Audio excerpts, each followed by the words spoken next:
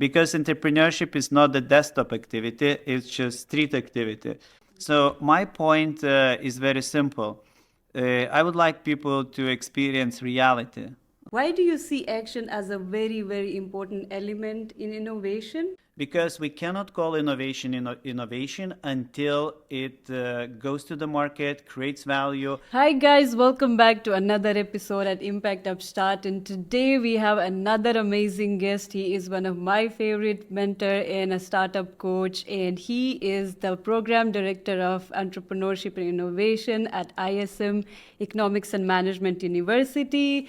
I've known him for a while now, and it's been an amazing experience. So why not share this with you as well? You have a very extensive experience working with entrepreneurs, and you've seen a lot of projects come to life, and you work as a consultant for creativity and innovation.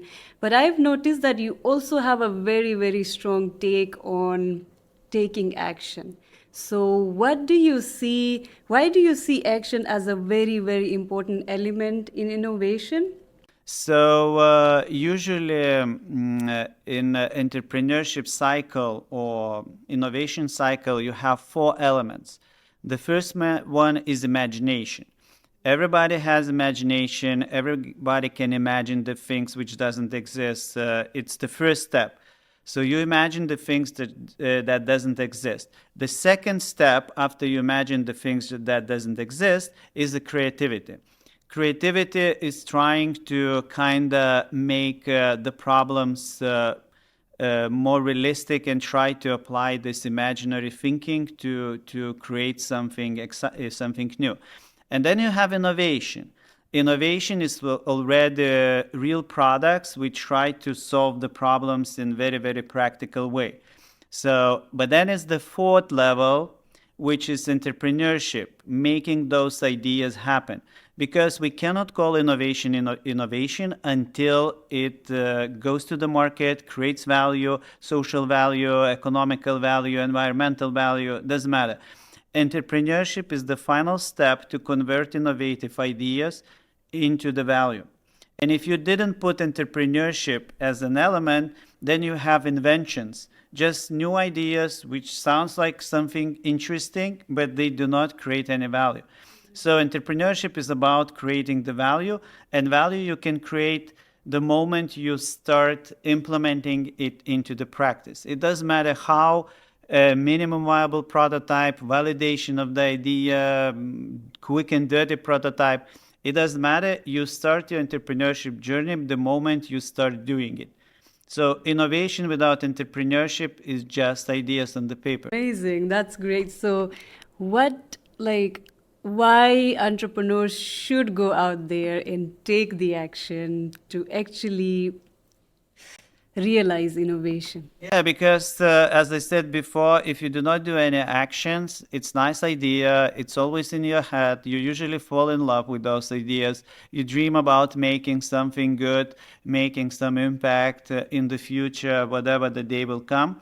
But the moment you start doing, you realize that it's not exactly what people want. It's not exactly how it will work. And the majority of the business which we have, it's because somebody tried and it doesn't work, and they pivot the idea into another direction and they succeeded with another idea. So without trying, you will never pivot and you will never see how market in reality will take this idea. Because if you will not have perfect product market fit, it will be just nothing. And perfect product market fit happens when you go and test it and try it and talk with the people. Because entrepreneurship is not a desktop activity, it's just street activity. You sell something in the street, you get the feedback, and then, either people buy it, either they ignore you. And if they ignore you, you need to think what I need to pivot because it's not working. So that's the point of going to the street. Right, I love it. It's not a desktop activity, it's a street activity. Yes, absolutely. What do you think really differentiates a good idea from a viable business? If every good idea which makes impact should also have, some kind of sustainable business model. Right. And here you can be also innovative by inventing the model, by inventing the ways how people pay, how people support.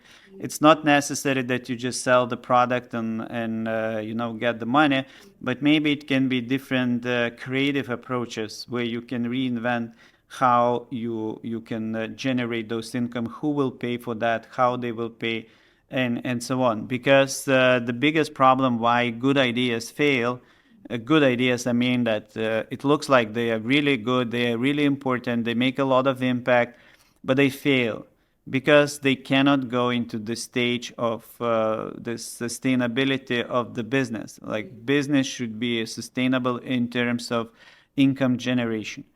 Otherwise, nobody works for free, nobody gives everything for free. So, and if you want to really keep up good ideas going, you need to reinvent the ways how you finance them. Exactly. You've been in the space for a while too, and I've been in the space and I've worked with entrepreneurs. And now, myself, when I start my journey as an entrepreneur, I realize that how difficult it is. It's so hard. It's way harder than I had imagined. And the market really can be cutthroat. It's really competitive. And then also as a young and as a new entrepreneur, you are wearing like multiple hats, and sometimes it can be really frustrating and exhausting. So what do you think are some key attributes that an entrepreneur does not necessarily have from their childhood, but they can adopt and learn over time and, really prepare themselves for this crazy journey? Okay, so you will never prepare for the crazy journey because it's unexpected every time. But you have key things which are important, and they are trainable. You do not need to graduate university to train those skills. And one of them is resilience. So resilience is the key element. It's like marathon. You can run and you have stamina and you have really, okay, one fail, question why. I failed second time, what was wrong this time? I failed third time, okay, what I'm doing wrong, maybe I can take some lessons. So this kind of resilience and taking the failure as some seriously teaching lesson, because everybody from us, we do not like failures. So failure is something like, oh, I'm not good enough, I would like to be good, but I'm not good enough. And every time when we have failure, we say, oh, no, that's terrible. And we try to avoid the failures. So for entrepreneurs, they are really strong people who somehow, take failure as some natural thing. I don't know how to learn this. Maybe by failing and failing and failing. So you constant fail and say, that's not a problem. It's just, yeah, I fail already 10 times. So, for example, when you record the podcast like for 20 times, and when you fail the first time, you can say, oh, maybe I will not do podcast. You fail the second time, third time, but then 10 times you say, oh, I don't care anymore. Now I will do whatever I want, and I think I'm doing pretty well. So the resilience. Then another thing which is really a funny thing, it's curiosity. So a lot of people lack curiosity.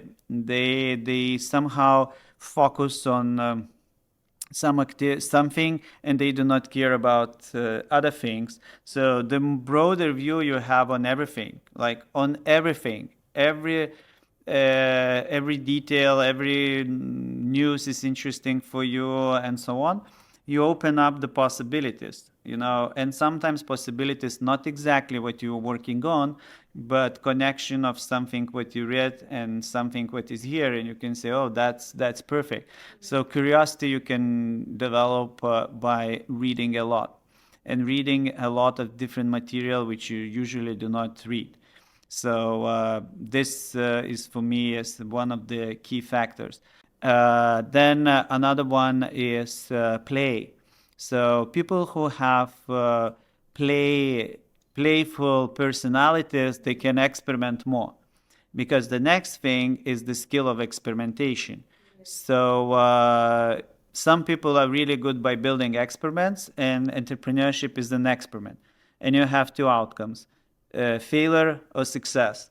So every experiment, if you do in the lab some chemical experiment, you have the same. Either it will succeed, either it will fail. But you design the experiment. In entrepreneurship, you learn how to design the prototypes, how to design this testing space and test. So there's a lot of things which you never learn at university, but it's mostly a personality thing. You can take any of them and train yourself a little bit, and you will succeed. I think one of the things that has also I've been trying to learn over the time is really learn to fail, and it's okay, to fail. But what I really liked was when you said, experimenting. When you already call it a startup in a company and you brand it, now you are scared to, like have that brand intact and do everything perfectly, but you cannot do everything perfectly. Yeah, it's like experimental project, and you can say now I'm testing I put some minerals in some chemicals, and then I'm testing what outcome I will have. Maybe it will be just blow and bad, or it can be a nice result. So both results are good because it's experiment. You have 50-50. So if you have this one, it was expected. If you had this one, it was expected. So Yeah, you learn something, you do it again. yeah, And and it gives you a lot of space then and ease to really approach it as experiment. we talked before about the percentage of success. So you mentioned that in your practice it was like very low success. Usually, statistically, it's like 10% of people have these entrepreneurial capabilities. 90% they do not have and they do not want to have. So, but they can if they decide to be. They just need to take those soft skills and learn them by practicing. Because there's no other way how you can learn experimentation without doing an experiment. So it's impossible. Just think, oh, the experiment should be like this, but I will never do this. But yeah, it could be a good experiment. So you cannot learn that. This takes me to a post like this was going viral recently on LinkedIn. Someone had posted like there should not be a master's in entrepreneurship. So you are someone who is actively participating, like really trying to facilitate people, give them an environment where they can build these traits, right? An attitude to experiment, see something with more open minded, learn to fail, and then practice failure. How do you see like that take on it shouldn't be taught? Yeah, kind of agree and not. I agree that you cannot learn entrepreneurship on the desktop and sitting in the classroom. So that's definitely not the case. But if you can use the classroom as an experimentation space and your dedication is to end up with some result, then mentors can give you a faster journey. So instead of trying everything by yourself, you can have shortcuts because you can meet at university some people who already have done business and they can give you a shortcut. Instead of going around, they can say, okay, just cut this. It doesn't make sense to go like that. So your journey can be much faster. And you can learn those hacks, which you usually will learn by yourself in the longer time. So university, you cannot be entrepreneur if you will graduate university and get diploma where it's written entrepreneurship. It doesn't mean that you are entrepreneur, but you can actually gain the skills, and if you want, you can be entrepreneur by graduating university. Yeah. So this is my point, that automatically you will not guaranteed to be entrepreneur with the paper.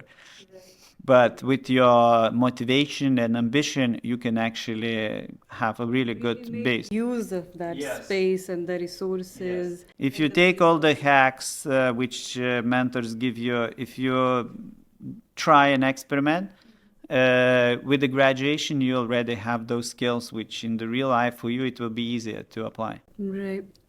That takes me to your style of mentorship, like personally speaking, because to some extent, entrepreneurs need to be pushed out of their boundaries. And I've also seen like your encouraging and supportive approach. So, yes, you push them to the edge, but they also feel like you are interested in their growth and you are making the tiny efforts to make them, like you will hold their hands if they are falling, but you push them to the edge still. Why do you think like they need that to go on this journey? Yeah, I never thought about that they have special approach because this approach was developed during the years when I saw that typically if you try to use a simple like saying, oh, that's nice idea, keep going and so on, it's not going anywhere. It's repeating the same things. Oh, he said it's good that I can once again repeat the same things, and you usually never end up with something real. So my point is very simple. I would like people to experience reality, like as much as possible. Go into the real prototype, just do something, and I try to actually play with the problems, with the ideas, where I try to people see a very small implementable thing, so that they will have a very naked problem where they can do it, instead of taking something big and not implementable. So it's not doable. It's just something which you will never ever do. So basically you will not end up with a successful result. So my point is always try to challenge people until they see something what they can do. And when they approach this and try something to implement, then they understand that reality, it's doable. Okay, maybe it's not so difficult, and then they try to search by themselves what they can do based on the lessons they learn. So my approach is simple: try to get rid of this big blah blah blah ideas, and then try to help them to see something where they can do, like the small step, just a small website. You build a community, you check if the community is not working. If it's not working, you have another problem to solve: how to make community working. So and the moment you start doing and implementing, then it makes sense, and then you have motivation. Because you lose motivation when you always talk about something what you cannot do anyway. And at some point you will be just disappointed that I cannot do that, it doesn't make sense, I'm not interested in that. Because people interested in something what they can do. And my point is somehow help people to find this, think what they can do, and then do it and see what happens. Very interesting. Like, really find those small, doable steps that will lead you eventually to the bigger vision that you are. Yes, or you will learn that how to test things, how to validate things, what is doable, what is not doable, and then actually you can end up with much more interesting ideas instead of unimplementable thing. Thank you very much. Last but the buzzing question. We all know that the market dynamics are changing. Everyone is talking about the AI, AGI, everything going on around. And everyone is kind of scared, confused, and some are very excited. What do you think is coming for entrepreneurs really in near future? And what is one thing that they could prepare themselves for what's coming for them? Oh, it's a good question. I don't know actually the right answer. I know only that entrepreneurs should start using AI for the benefit of entrepreneurship. So, in most of the cases, for the idea generation, finding really unexpected connections. So, for example, AI is pretty interesting in creating more unique solutions. AI is pretty good in validating. So entrepreneurs can take AI as a serious supporter for their projects. So, and use this for the benefit of building other ideas. So I guess that now not many entrepreneurs use AI for the developing of their own business. But if you play quite clever, you really can have good validation strategies. You can have interesting innovation and connections, which you didn't had in your head before. So I guess that entrepreneurs should not scare of anything. They just need to take the technology and use for the daily work. Yeah, start experimenting because the AI usually it's open for experimentation. You can build your own projects as well. You can earn money. So you see that entrepreneurs will use this and they will take this as opportunity. Right. So I see a lot of possibilities. Amazing. Thank you very much for joining us today. It was just an amazing learning opportunity. Lots to take home. Thank you so much. Thank you for invitation. It was pleasure to talk with you.